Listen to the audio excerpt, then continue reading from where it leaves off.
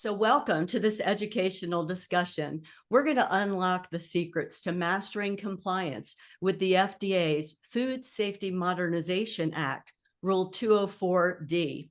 And we're going to consider its implications for you in the food industry. I have a few housekeeping items before we jump in. There are a lot of online platforms, so a couple of pointers here for Zoom. First, you'll notice that at the bottom of your screen, you have both a chat and a Q&A option.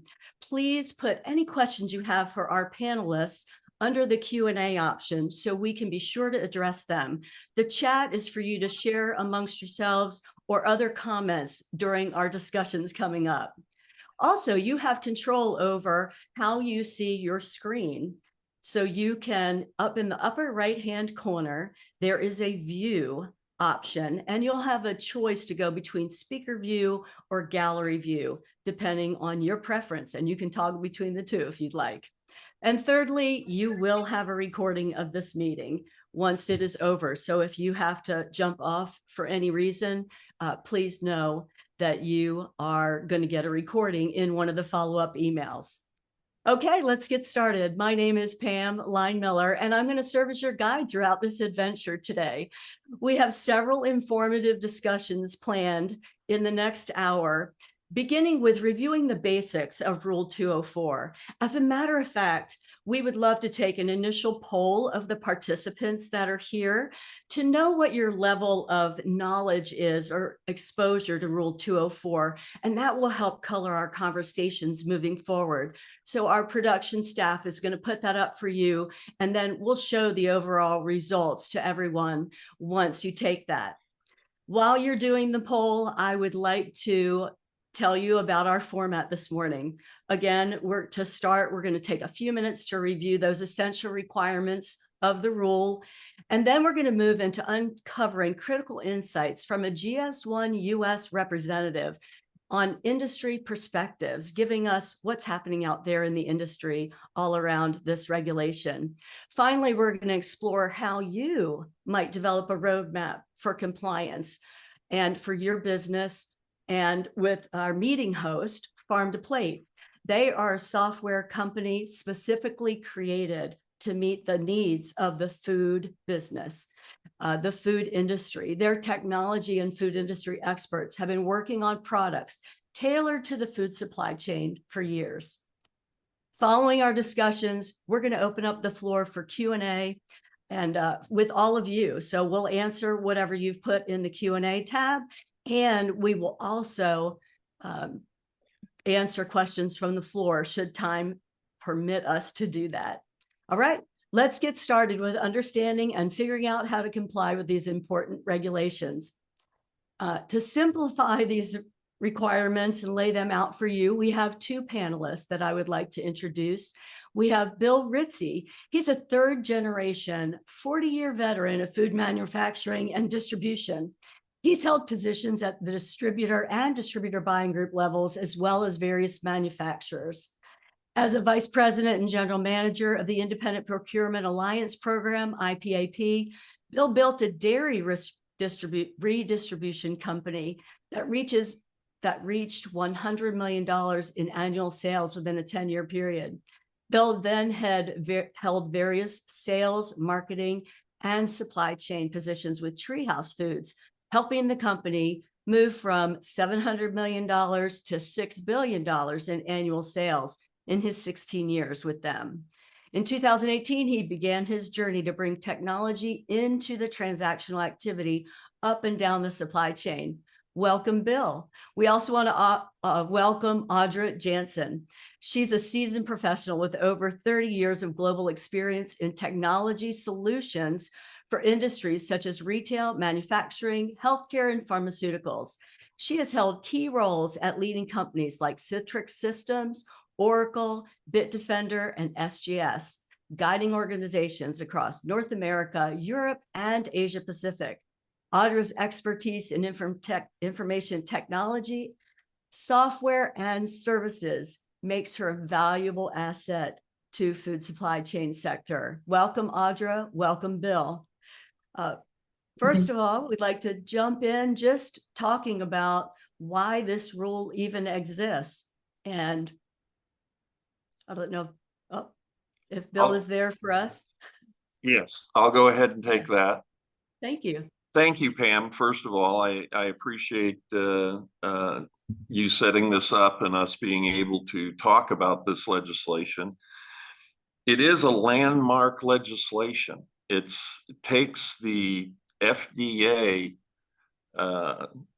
and takes it from a reactionary, and you could almost call it punishment standpoint, and moves it into a proactive and collaborative position. The idea is to reduce the time it takes to identify products that may have foodborne illness issues and to take them out of the supply chain as quickly as possible. Yeah. It also, well, that is really important because, you know, all of that accountability has to happen. Can you jump into a couple of the key pieces of the rule? And I know there's a lot of initials involved here, but traceability lot codes might be familiar with a lot of our attendees. yeah, there is, it's almost an alphabet soup, right, of different initials that they have. The traceability lot codes, or TLCs, are the most essential part. They're assigned usually at the manufacturer level, and that's what follows the product as it goes through the supply chain. That is the link that everybody goes to. The FDA was pretty specific in defining what needs to be captured. They identified critical tracking events, or CTEs, and within each one of those CTEs, they designated key data elements, or KDEs. And those are specific data points that are not only to be captured, but passed along down the supply chain. That makes the challenge to companies not only capturing their own data, but being able to receive data from another member of the supply chain and pass it along to the next member of the supply chain. Yeah, and that's a critical distinguishing factor, right? Because a lot of the companies, and maybe the people representing companies on this call today, you collect your own data and keep that internal.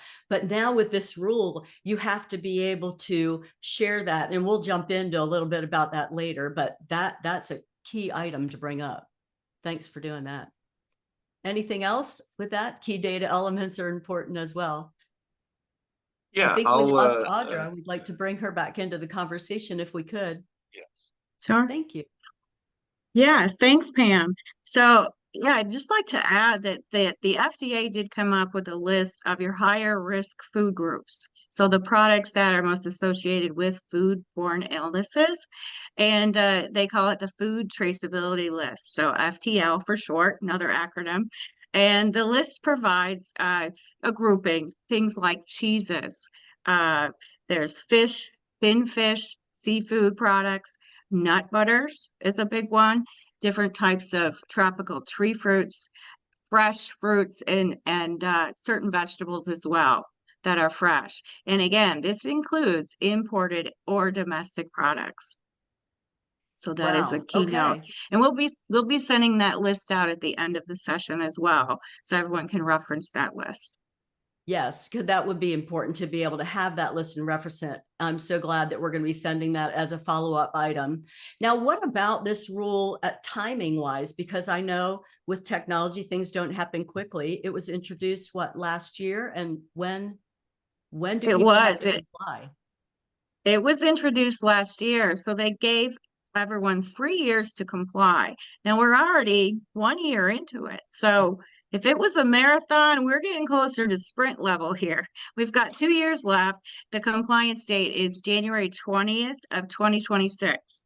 So we need to have, create a roadmap to be able to map to all of our trading partners to be able to be in compliance by this date, as it is rapidly approaching.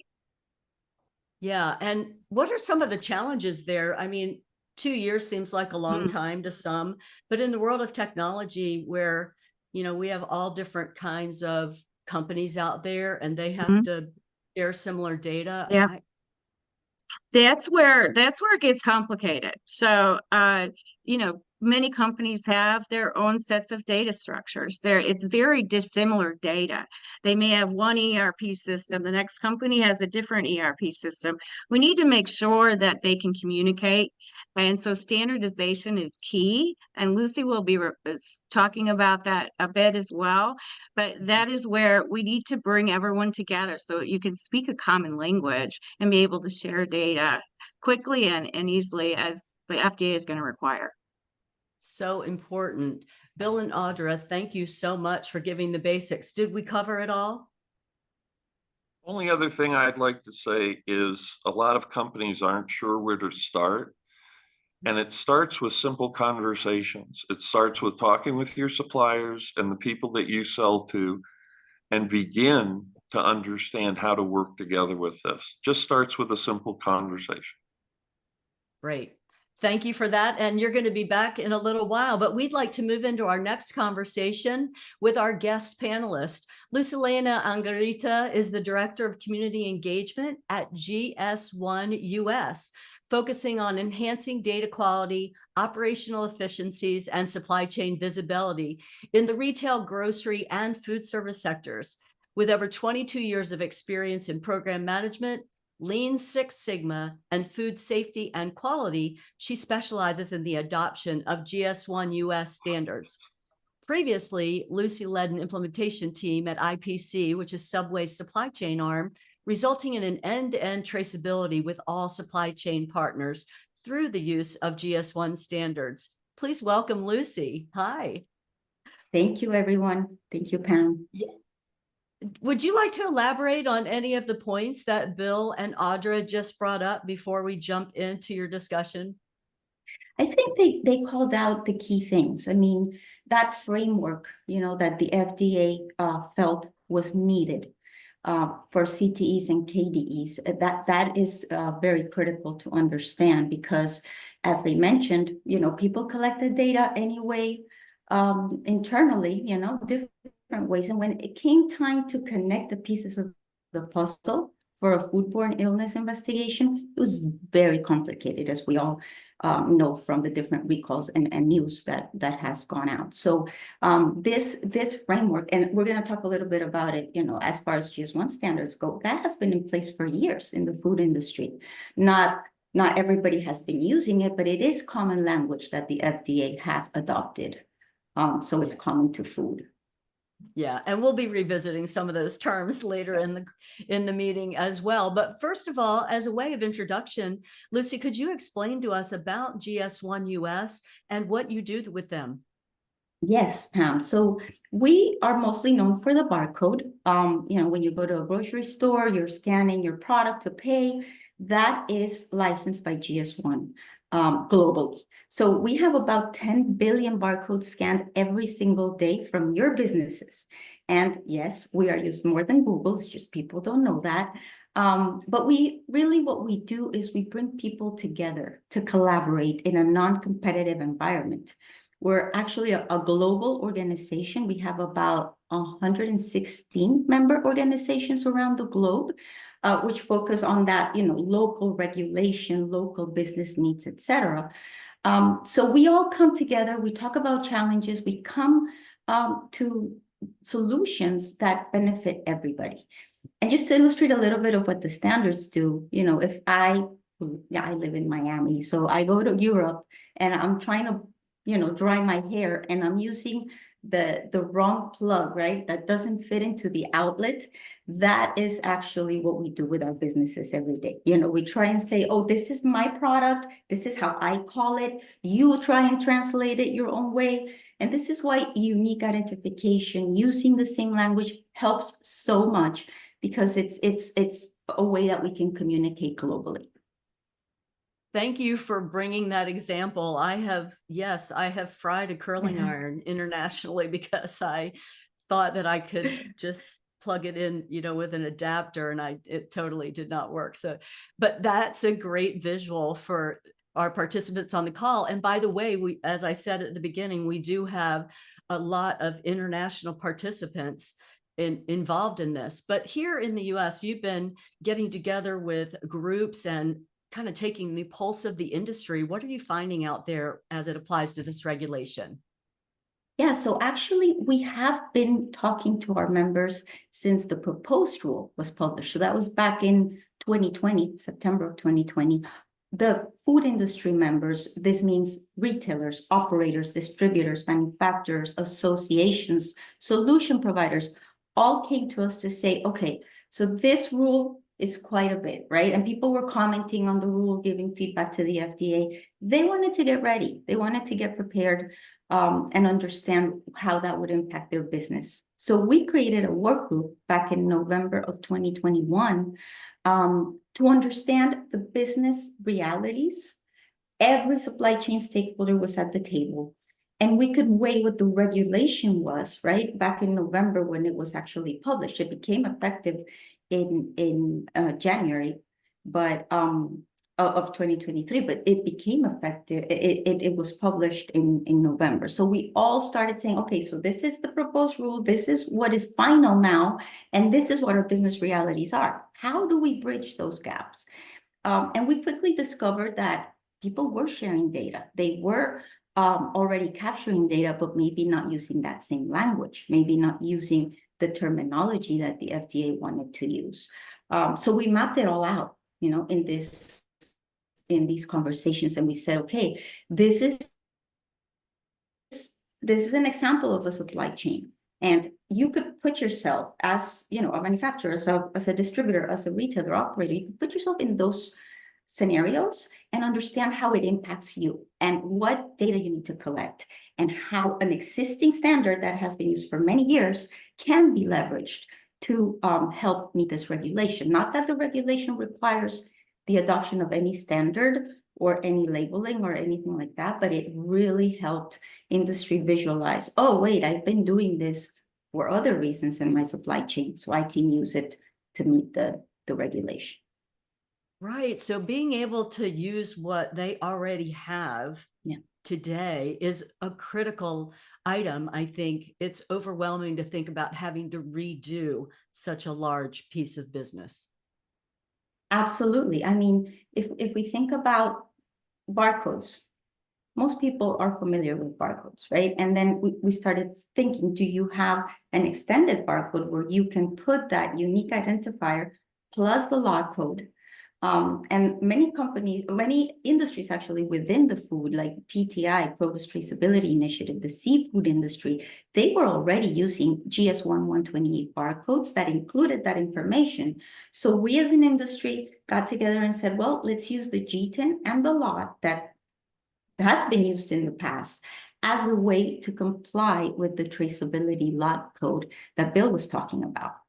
And that simplifies things because it's unique, because we can put it in a label. Not that any of that is required, but it is best practice, and it is what the industry has been leveraging for years. Right. And that's really part of the mission of GS1 US, right, is to set some standards out there for the industry to look to, not required, but if everyone can adopt a similar standard, it makes it easier to be able to share the data, in this case, across different parts of the supply chain. Exactly, Pam. So, you know, one of the great things that GS1 US offers is that unique identification, right? Not just for products, but it's for locations, the global location numbers, for pallets, the serial shipping container codes. So when you actually put labels or RFID tags, labels with barcodes or RFID tags, you can actually track that product and scan, not rely on just manual data entry, which is a lot harder, and capture that information as the product moves or as the product is transformed, or whatever it is that CTE you need to capture is. Right. The critical data elements, just to, is that right? The critical tracking events, yes. Tracking, and the key data elements. Key data elements. I'm sure there are others on the call who are trying to keep up with all the initials. I just want to be sure and clarify what it is we're talking about. But Yeah. yeah, to have everybody on the same page, and the implications there are really huge for food traceability, food safety. If there's a recall, just the ability to get right back to the exact product, the pallet, that needs to be recalled or addressed, or if there's an issue with it. Yes. And one of the things also that we have laid out, because we created guidance, it's not 597 pages like the rule, it's only like 60 something, but it's actually actionable. It's actionable guidance. It contains enough information that companies can say, oh yeah, this is the type of, you know, data carrier or barcode I'm going to use.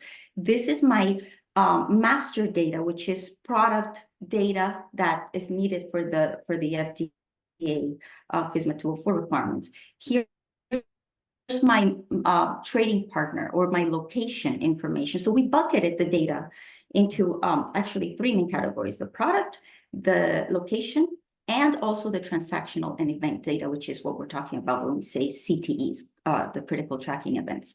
So as we categorize that, people weren't as overwhelmed, but they were like, oh, all these CTEs and KDEs are really these 3 buckets, and here's where they live in my system. And we outlined what standard could help for each of those requirements from the FDA. Because as you mentioned, it is overwhelming to think about the regulation being nearly 600 pages long. Where do I start?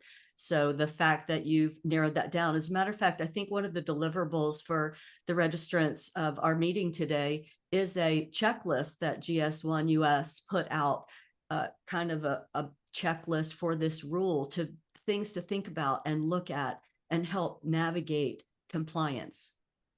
Yes, we have, besides the 62-page guideline, if you want to do something quick and give your executives an idea of what needs to be done, this 2-page checklist just gives you the basic steps of what needs to be done, starting from identify your products, identify your locations, all the way through, here's how you can use RFID tags or barcodes.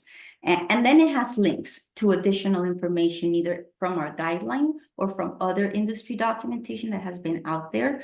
And we work with the associations too. So, you know, we point to, for example, Produce Traceability Initiative resources, you know, and you know, the different industry groups that are working on this as well. So it is definitely a collaboration effort. Well, and we're focusing all on, you know, the regulation and compliance and all that, but there are benefits beyond just this regulation. I know that there are other benefits for the businesses. What are some of those? Yes.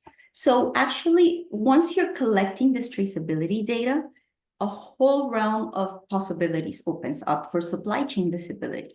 So it's not just about finding your product, right, or meeting regulation.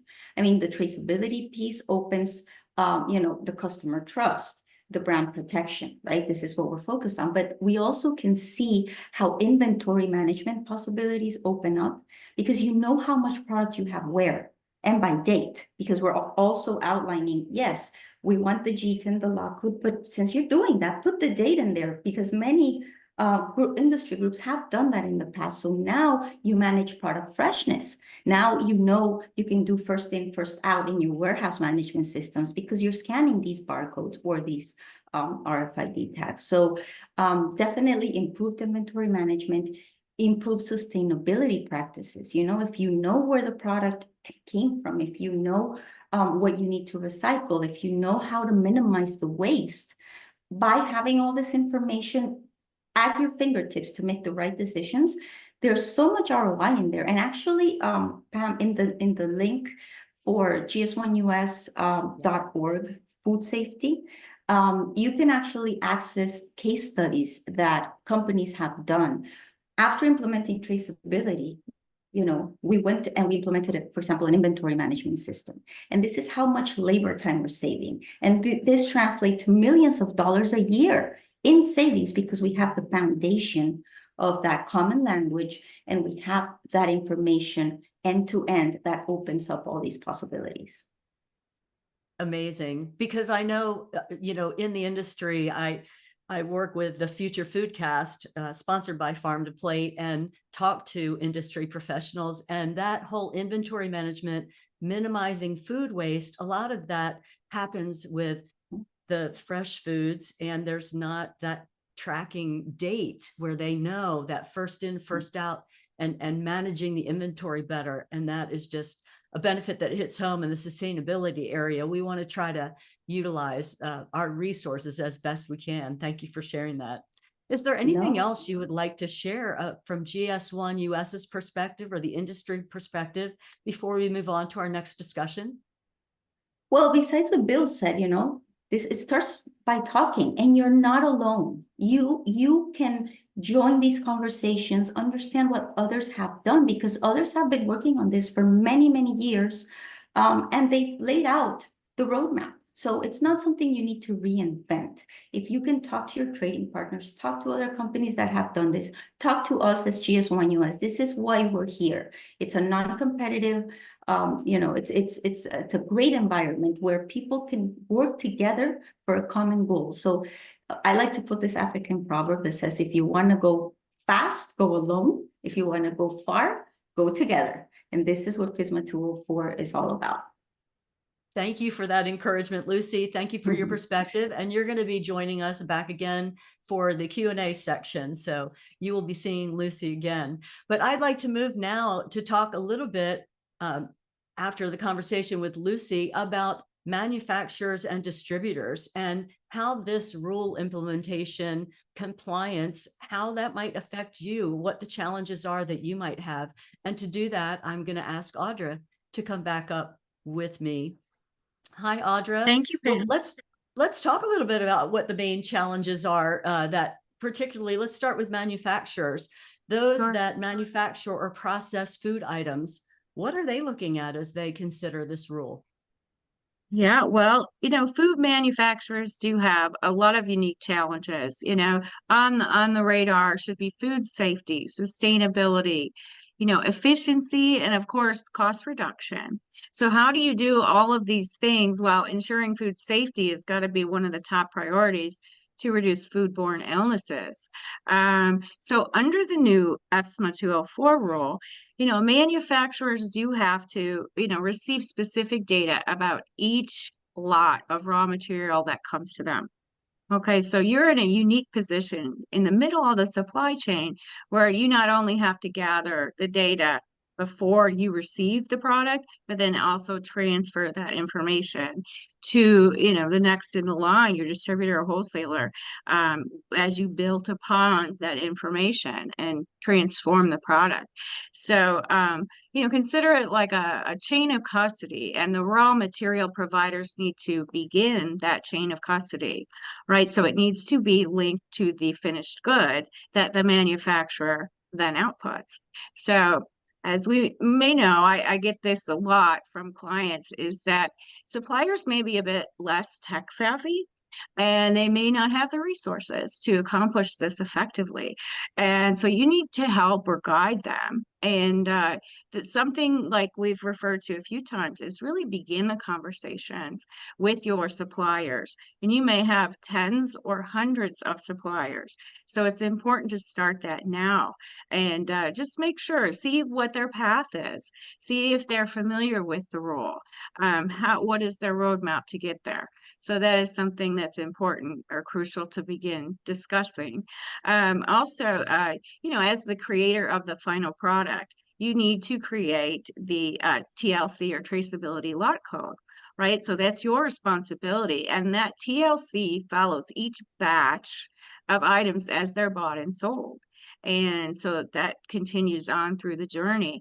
And this, again, I want to mention, it applies not only to domestic, but imported goods. So you're going to have to take charge of this as a manufacturer.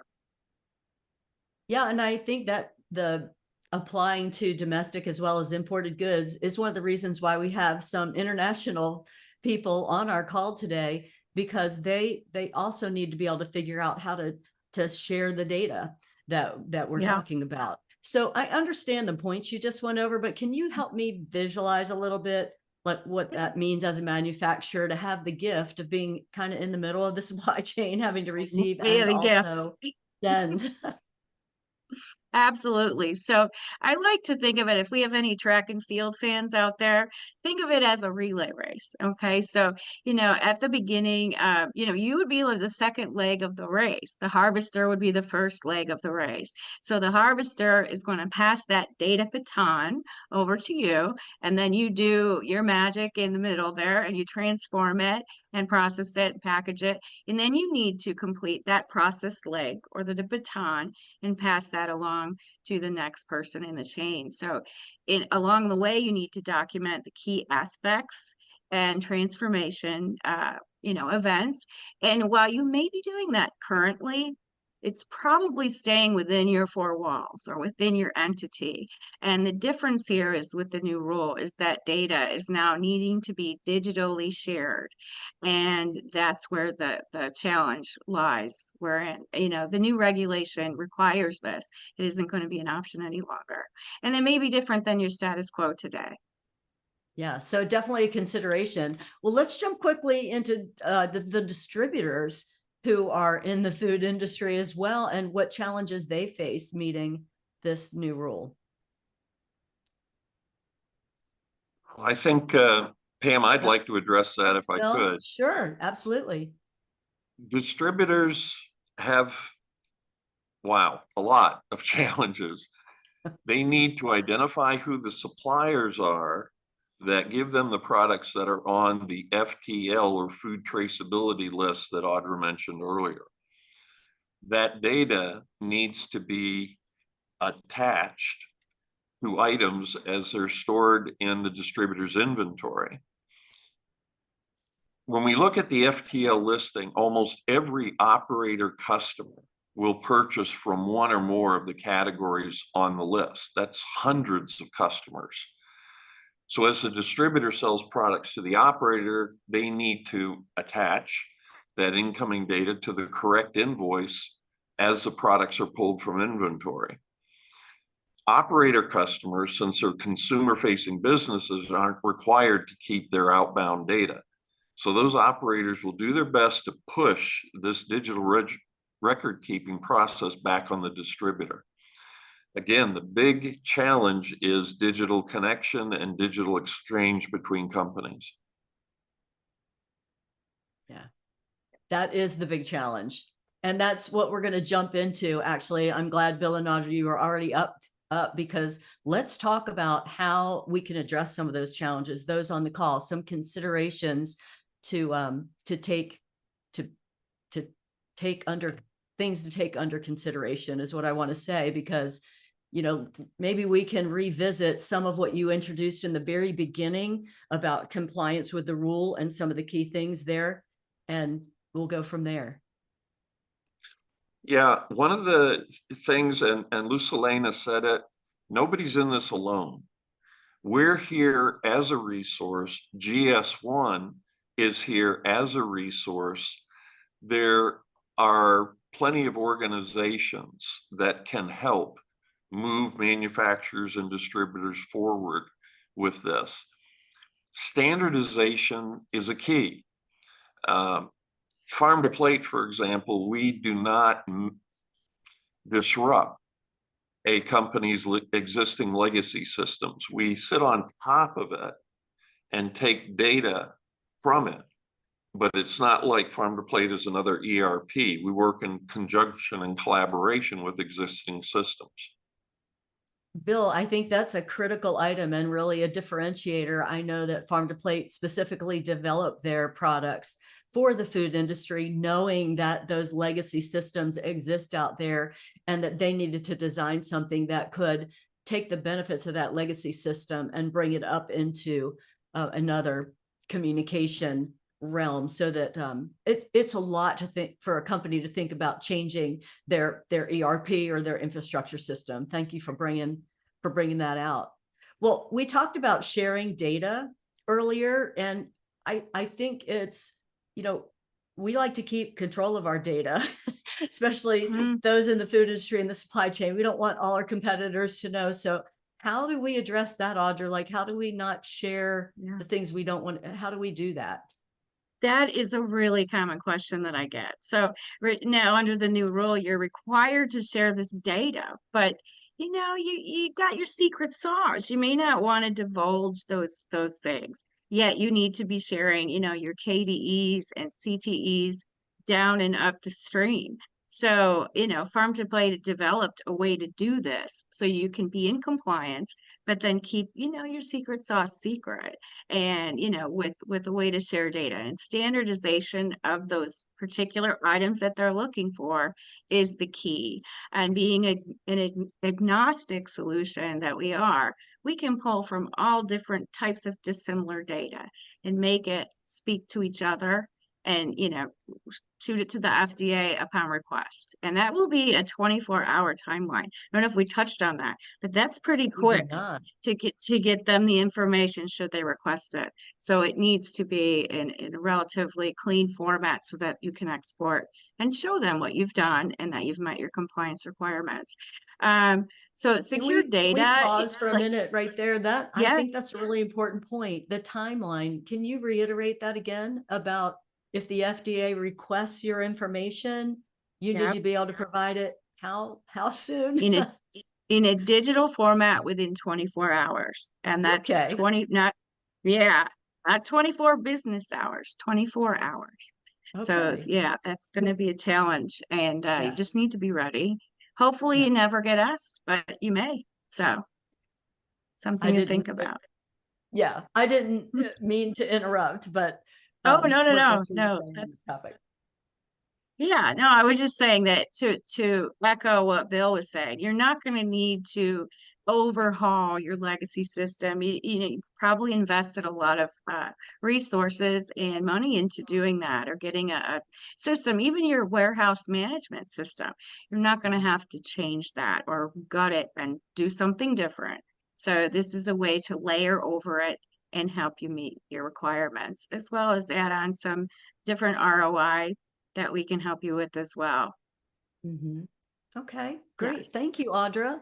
And what other comments do you have to add, Bill? I know that there's been a lot of thought, a lot of effort over the years here from Farm to Plate into meeting the specific needs of the food industry.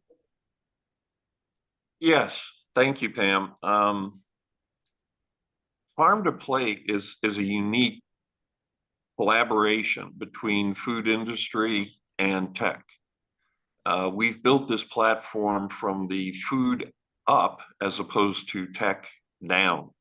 We recognize the unique intricacies of the food industry and know how to address the challenges that come up from that. We're also unique in the fact that we have a global footprint. We have offices all over the world. And because of that, we have a good understanding of how companies in other countries are working to protect their food safety system.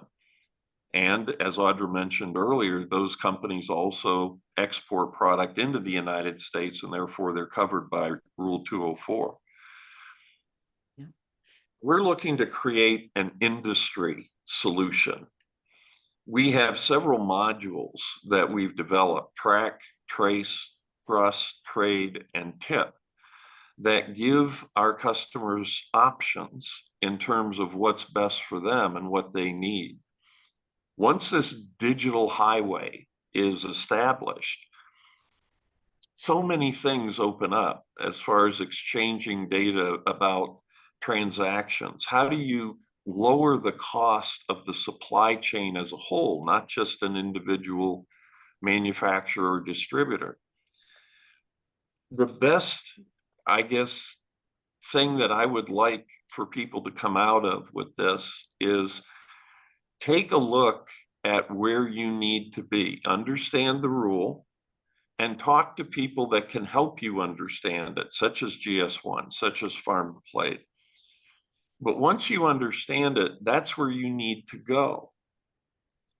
So that's your first step. The second is look at where you are now and say to yourself, can I cover that gap between where I am now and where I need to go within the time frame that is remaining to me from the farm to plate enforcement of January 20th, 2026.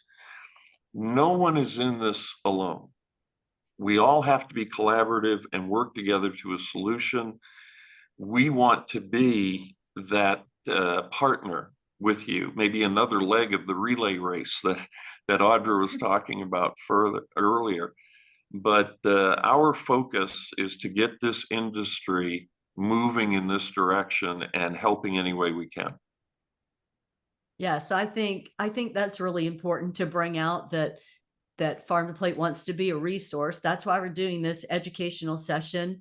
And if you're on this call, maybe how would someone on this call know if they're the right person? Like what, I guess, you're offering to talk with anyone who would like to talk with you to figure out a roadmap, have a call to strategize a little bit, understand the rule better, and try to help figure out what the next step is.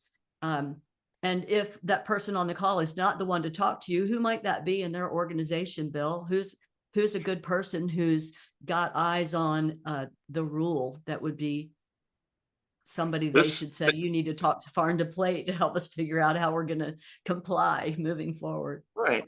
And who is responsible for it has a lot to do with the size of the company, with the breadth of products that they have.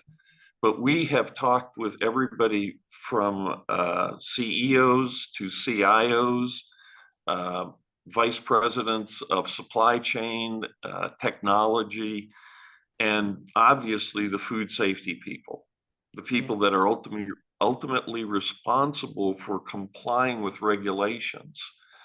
Those are the ones that I would say start the team that a company puts together.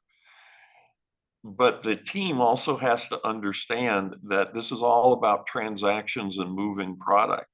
So the people that handle their inventory, the people that handle their warehousing, documentation as to how things come in and go out, all of those are part of this.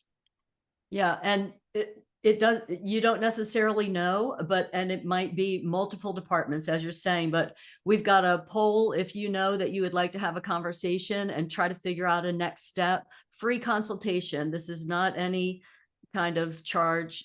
Again, trying to be cooperative and collaborative and get the information out there and partner with each of you that would like to partner with us. As we jump into our Q&A section, please answer the poll and let us know. Again, your answers will not be made public. That would just be for us internally to know that you would like for us to reach out to you there. And I'd like to bring Lucy back up if we could. And do we have any Q&A in the chat? I don't know that we have any questions, or if anybody has a question out there that's a part of our audience, please feel free to raise your hand and you can ask your question. We are open. We're not trying to script this too much. We want to be sure. If you have more questions when you leave here today than you did when you came, we just don't want them to be the same questions that you came with. We're hoping we're moving you along the continuum of understanding about the rule and being able to implement that within your organization. So if anybody has a question, please raise your hand. Otherwise, we might jump off. Production, let me know if you see anyone out there. Are there any proactive questions that the panelists would like to handle? Maybe things that you hear commonly from people in the industry or as you're out there speaking with food businesses. We have a hand up. Oh, good. Patrick? Yes. Hello. I just a general question related to GS1. One of the biggest challenges back in 2017 is interoperability. And GS1 is global, but at the same time, they had a lot of decentralized databases back then. And I know there was a big initiative to go through and centralize the databases across the globe. How did that process work, and is it running efficiently? I am based in Asia. I'm also looking to hit on, and I'm actually working with a group over here in Asia that We operate in 60 countries, doing boots on the ground, doing traceability from a different angle. So my biggest question is, how have you confronted that from the GS1 side to get your databases aligned? And what lessons did you learn from that can help in implementing this rule going forward? Thank you, That's a Patrick. great question, Patrick. And it has a lot of pieces into it. So when we think about FSMA 204 and the data that we need to store and share, there's the basic master data, right? So that's product information, location information. And GS1 US is actually working with the different member organizations. So GS1 in Asia, in Australia, in Europe, everywhere, to have those same initiatives within their own countries and upload what you can refer to as product information or location information into a global registry platform. It doesn't mean that if you're not using that tool or that database, you can't share information with your trading partners, for example, using the Global Data Synchronization Network, which is, they're called data pool providers. I don't know if you're familiar with those, but we have a set of rules, a set of attributes defined, and you can talk that same language and send that data anywhere in the world. So if, for example, a manufacturer is sending product information, the GTIN, the pack sizes, things that the FDA requires, they can send it to all their customers across the globe using the same defined attributes, and everybody can take that information and put it in their own master data systems. So there are global tools we're working on. So GS1 is now aligned where they weren't back in the past. Is that a fair statement? We're definitely aligning, but remember, each country has their own needs. So it doesn't mean we're all collecting everything the same. Right. It means that we can, capture what we need from the different trading partners and adjust that to our own systems. And I also believe GS1 started not reusing old numbers as well. Is that a fair statement as well? So that helps that alignment going forward, which is going to be very good. What about the QR codes and how is that going to be coming back into the US? Because that's another element as well. I know you're doing a lot of work with different companies as well. How do you see that playing into the future over the next few years? Because the QR code enables you to do traceability all the way back to the farm or actually back to when the fish is landing. And to me, that's a critical part of taking it all the way back. You might not want to share all the information up, but there's a critical record that you want to share so you can comply with 24 hours. And it's a long question, but what's the audit standards for someone to go through and say, I comply at the very front end of the system?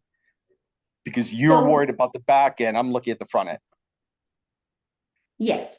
So definitely two-dimensional barcodes such as QR codes or GS1 data matrix codes are being looked into for FSMA 204 specifically.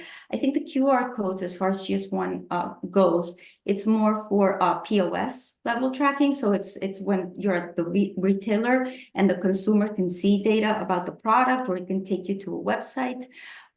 So that's, what we talk about, GS1 digital link, it's a QR with a GS1 digital link.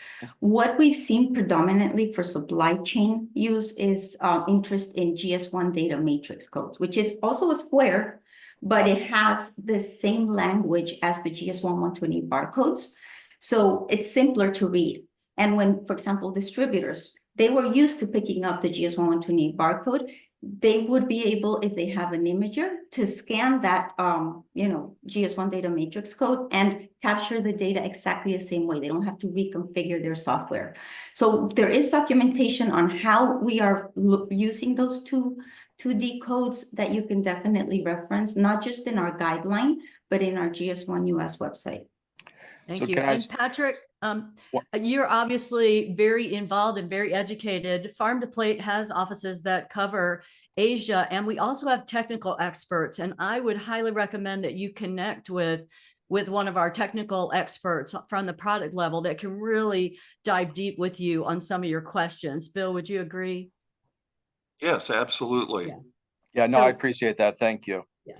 Absolutely, because we would love to answer your questions, and obviously maybe your level of expertise is probably, I would say, on the high side, and we really appreciate that you're all in on that. Thank you, and thank you for being here as well, all the way from Asia. I don't know what time it is for you, but I know it's late. It's late, but it's an Yes. important initiative, and it's about bringing awareness. I know Frank Giannis was in the very beginning of trying to bring awareness, so it's a critical thing that needs to happen. There are going to be challenges and difficulties. Europe is going through their same regulatory changes now as well. So to me, I think it's that communication and getting it out there is critical. Yeah. Well, thank you for being here, and thank you for sharing your input as well. We appreciate it. We have a question from Jim and another question in our chat. Jim. Real quick, hopefully this is a lot quicker to answer. The question's long, but I think the answer might be short. I'm just, from your point of view, with what has been done with farm to plate and coordinating with GS1 and all of the, in a sense, work in the food supply chain at this point, can you give me, from your point of view, maybe the best example of something that has been implemented using GS1 on lot tracing end to end in the food supply chain, where you have to integrate with external systems? Because as you pointed out earlier, all of these independent systems that all of the members of the supply chain have implemented are all different.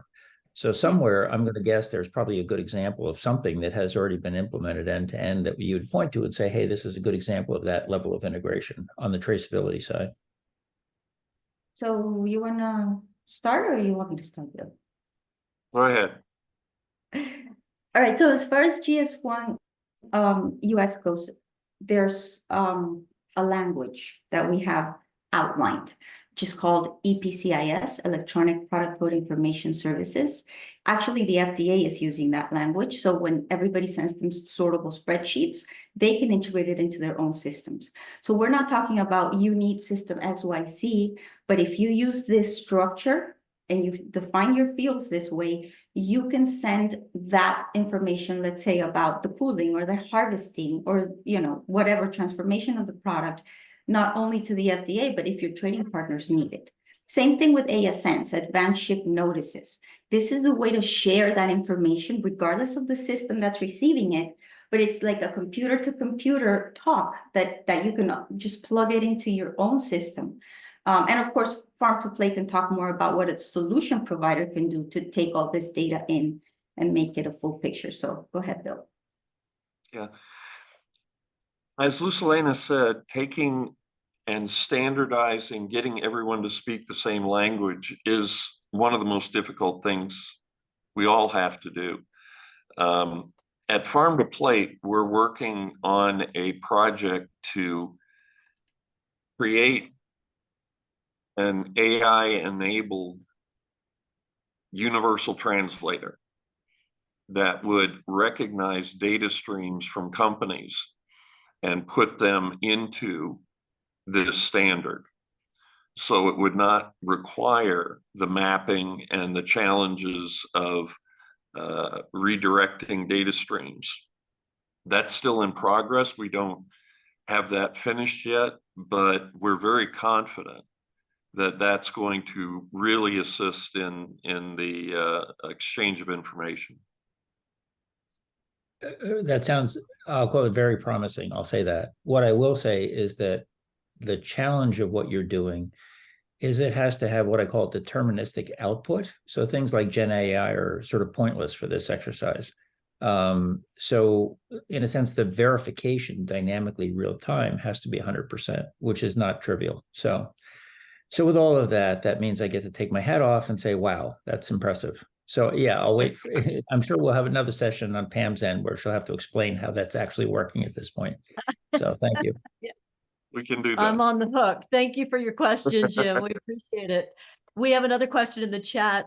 F. Stengard, and I'm not sure the first name, but I'll read the question, and then if you'd like to come off of microphone and add anything else. How do you maintain confidentiality of the raw material vendor from being readable to the clients so they do not just skip the manufacturer or producer as the middleman? That is one of the big challenges that a lot of companies that aren't steeped in the food industry really have an issue with. Private label.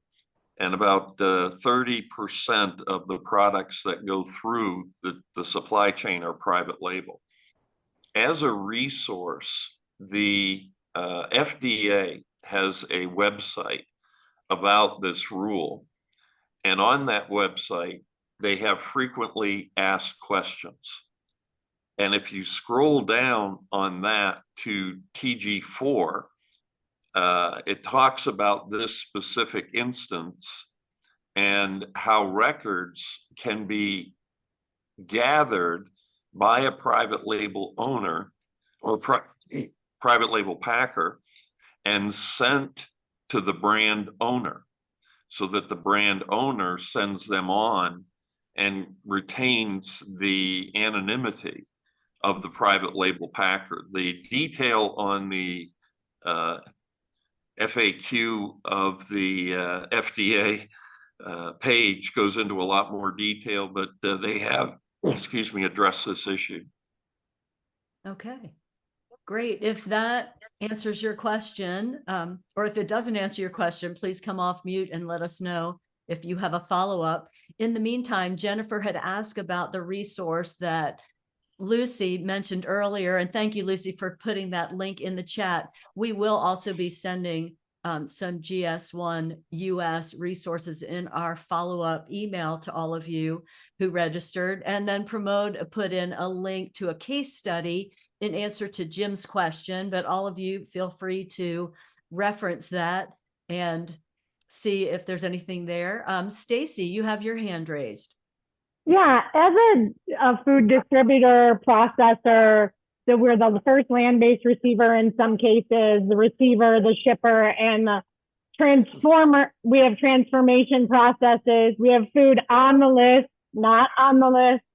Is there a set of KDEs that we can collect for all of our items that's sufficient for everything and just call that good?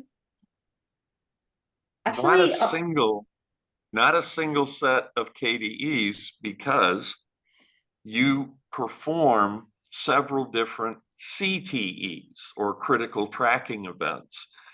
So what you have to do is, for each one of those, first land-based receiver, manufacturer, sender, FDA declares, okay, here's what we need. The challenge is that you don't know it all up front. The product itself creates the supply chain. So a lot of the data talks about next subsequent receiver, which you don't know until that goes through. So I'd encourage you to look at the individual KDEs, but I have to say, I don't think that there is one big list that you could do for everything and have that apply. Darn it.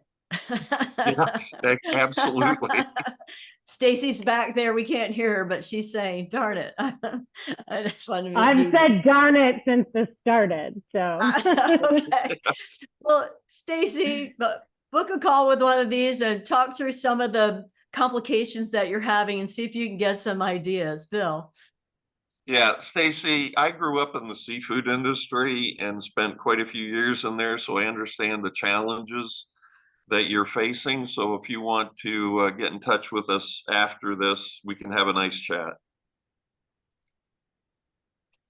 Great. Thank you so much. We are at time. Does anyone else have a question?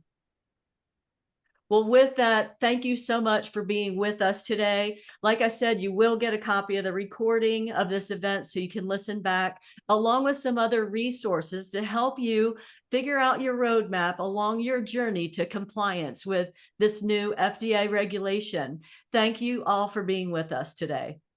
Pam, Jennifer put in a question, but yeah, as we are running out of time, yeah, we could have someone from our team, respond to a question. So Jennifer, yeah, we made a note of your question, so someone will reach out with a response on that. Yeah, we're gonna end the session, Jennifer, but we'll reach out to you individually. Yeah. Thank you so much. Thanks, everyone. thank you, everyone.